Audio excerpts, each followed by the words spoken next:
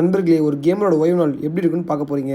இன்னைக்கு நமக்கு அயன்மேன் பயிற்சியுமே கிடையாது. ஒரு ஃபுல் ஓய்வு நாள் தான். காலையில ஒரு 10:30 மணி போல தான் எழுந்தேன். மதியான உணவுக்கு பிரியாணி தான். எல்லாரும் என்ன பயங்கரமா கலாச்சி விடுறீங்க. என்ன ப்ரோ எப்போ பார்த்தாலும் பிரியாணி சூற விட்டுட்டு இருக்க அப்படின்ட்டு. எல்லாரும் என்ன உங்க வீட்டு பிள்ளையா பார்த்து கண்ணுலாம் என்ன வைக்காதீங்க. நான் எப்பவுமே பிரியாணி எப்படி வாங்குவேன் பார்த்தீங்கன்னா, கறி அதிகமாக வாங்கிட்டு ரைஸ் கம்மியாக வாங்குவேன். எல்லாரும் பிரியாணிக்கு தான் கறியை தொட்டு சாப்பிடுவாங்க. ஆனால் நான் கறியை தான் பிரியாணி தொட்டு சாப்பிடுவேன். பிரியாணி ஒரு பெரட்டு கரெக்டாக ஃபிஷ் ஆயிலும் டேப்லெட்ஸும் எடுத்துக்கிட்டேன். அப்புறம் ஒரு மணி அளவில் நான் அனிமலே எதுவும் பார்க்க மாட்டேன். ஆனால் அந்த ஒன் பீஸ் நல்லா இருக்குன்னு சொல்லி நிறைய பேர் சொல்லியிருக்காங்க.